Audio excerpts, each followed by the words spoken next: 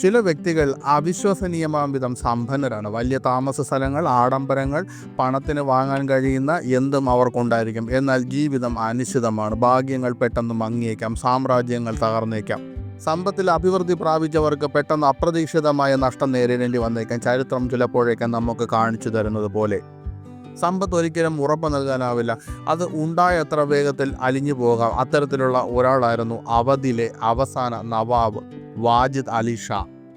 അവധിലെ അവസാനത്തെ നവാബ് വാജിദ് അലി ഷാ ഇന്ന് അവിശ്വസനീയമായ സമ്പത്തും ആഡംബരവുമുള്ള ഒരു വ്യക്തിയായാണ് ഓർമ്മിക്കപ്പെടുന്നത്. ഇന്നത്തെ കണക്കിൽ പറഞ്ഞാൽ അദ്ദേഹത്തിൻ്റെ ആസ്തികളുടെ മൂല്യം ആയിരക്കണക്കിന് കോടി രൂപയായിരിക്കും. 1847 മുതൽ 1856 വരെ വെറും 9 വർഷം അദ്ദേഹം രാജകീയ പ്രൗഢിയോടെ എല്ലാ അധികാര സ്ഥാനത്തോടെയും വിരാജിച്ചു. എന്നിരുന്നാലും അദ്ദേഹത്തിൻ്റെ സംഭാവനകൾ ഇന്നും ലക്നൗവിൻ്റെ സ്വത്വത്തിൽ തന്നെ നിലനിൽക്കുന്നു. വെറും കെട്ടിടങ്ങൾക്കും കലകൾക്കും അപ്പുറം പാരമ്പര്യ വാസ്തുവിദ്യയ്ക്കും കലയുടെയും സംസ്കാരത്തിൻ്റെയും സംരക്ഷണത്തിൻ്റെയും അപ്പുറത്തേക്ക് അദ്ദേഹത്തിൻ്റെ സംഭാവനകൾ വ്യാപിച്ചു.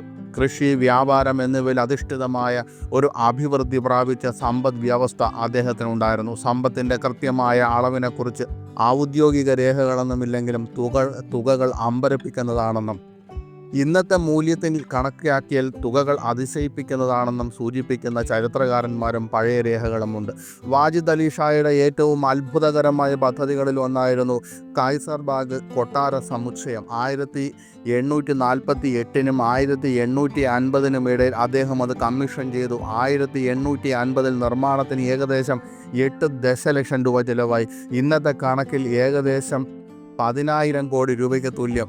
അക്കാലത്തെ ഏറ്റവും ചിലവേറിയ രാജകീയ എസ്റ്റേറ്റും അദ്ദേഹത്തിൻ്റെ ഭരണകാലത്ത് നിർമ്മിച്ച നിരവധി ആഡംബര കൊട്ടാരങ്ങളിൽ ഒന്നുമായിരിക്കാനാണ് സാധ്യത. വാജിദ് അലി ഷായുടെ കൊട്ടാരവും വ്യത്യസ്തമായിരുന്നില്ല.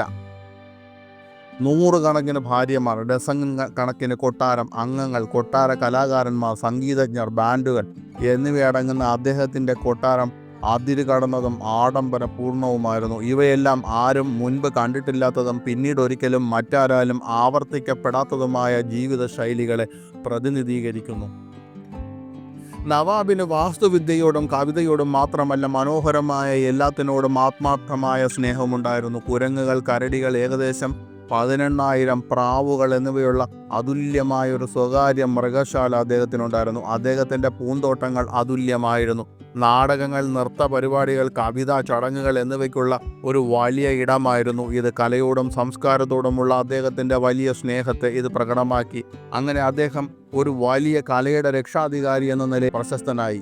1856 ബ്രിട്ടീഷുകാർ അവധ് പിടിച്ചടക്കിയപ്പോൾ നവാബ് വാജിദ് അലി ഷായെ കൊൽക്കത്തയിലെ മെറ്റിയബ്രൂസ് പ്രദേശത്തേക്ക് അനാദരവോടെ നാടുകടത്തി. അതൊരു പ്രവാസമായിരുന്നു.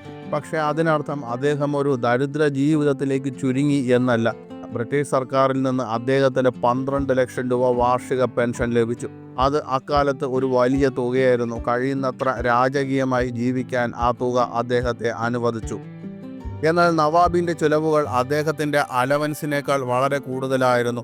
1874 ന്യൂയോർക്ക് ടൈംസിൽ നിന്നുള്ള ഒരു റിപ്പോർട്ട് പ്രകാരം അദ്ദേഹത്തിൻ്റെ കൊൽക്കത്ത വസതിയിൽ 7,000-ലധികം ആളുകൾ താമസിച്ചിരുന്നു. അതിൽ നിരവധി നർത്തകർ, അംഗരക്ഷകർ, വളർത്തുമൃഗങ്ങൾ, വീട്ടുജോലിക്കാർ എന്നിവരും ഉണ്ടായിരുന്നു. തൻ്റെ മുൻ രാജകീയ ജീവിതം നിലനിർത്തുന്നതിനായി അവധിലെ നവാബ് വാജിദ് അലി ഷാ നിരവധി ബംഗ്ലാവുകൾ വാടകയ്ക്കെടുത്തു. ഇത് രാജ്യം നഷ്ടപ്പെട്ടെങ്കിലും അദ്ദേഹത്തിന് ഇപ്പോഴും ഗണ്യമായ സമ്പത്തുണ്ടെന്ന് സൂചിപ്പിച്ചിരുന്നു. എന്നാൽ അദ്ദേഹത്തിൻ്റെ ആഡംബര ജീവിതം നീണ്ടുനിന്നില്ല. കാലക്രമേണ അദ്ദേഹത്തിൻ്റെ സ്വത്തിൻ്റെ ഭൂരിഭാഗവും ബ്രിട്ടീഷുകാർ പിടിച്ചെടുത്തു. ഇന്നത്തെ കണക്കനുസരിച്ച് ഏകദേശം 200 കോടി രൂപ വരും.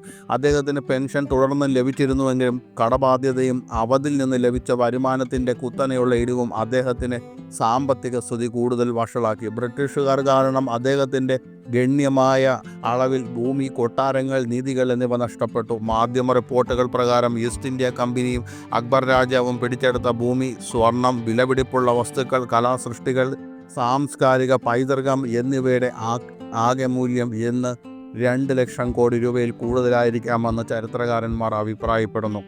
വർഷങ്ങൾക്ക് ശേഷം വാജിദ് അലി ഷായുടെ അനന്തരാവകാശിയായ ബീഗം വിലായത്ത് മഹൽ സർക്കാർ തൻ്റെ പൂർവിക ഭൂമി നിയമവിരുദ്ധമായി പിടിച്ചെടുത്തുവെന്ന് വാദിച്ചുകൊണ്ട് സർക്കാരിൽ നിന്ന് നഷ്ടപരിഹാരം തേടി. എന്നിരുന്നാലും അവകാശവാദങ്ങൾ നിയമപരമായി സങ്കീർണതകളിൽ കുടുങ്ങി ഒരിക്കലും പൂർണ്ണമായും പരിഹരിക്കപ്പെട്ടില്ല. രാജ്യം നഷ്ടപ്പെട്ടെങ്കിലും വാജിദ് അലി ഷാ ഇപ്പോഴും ഒരു പ്രധാനിയും അസാധാരണനുമായ ഒരു വ്യക്തിയായി ഓർമ്മിക്കപ്പെടുന്നു. കലകളോടുള്ള അദ്ദേഹത്തിൻ്റെ വിപുലമായ സംരക്ഷണ മനസ്ഥിതി ഒരു ആധുനിക കഥക് നൃത്തരൂപത്തിന് കാരണമായി. ഹിന്ദുസ്ഥാനി ശാസ്ത്രീയ സംഗീതത്തെ ഉയർന്ന തലത്തിലേക്ക് കൊണ്ടുപോയി. അദ്ദേഹത്തിന് തൻ്റെ രാജ്യം നഷ്ടപ്പെട്ടിരിക്കാമെങ്കിലും അദ്ദേഹത്തിൻ്റെ പ്രൗഢിയോ കവിതയോ സാംസ്കാരിക സ്വാധീനമോ നഷ്ടപ്പെട്ടില്ല. അവയെല്ലാം ലക്നൗവിൻ്റെ ചരിത്രപരമായ ഭാഗമായി തുടരുന്നു, കൂടാതെ നഗരത്തെ അത് നിർവചിക്കാനും സഹായിക്കുന്നു.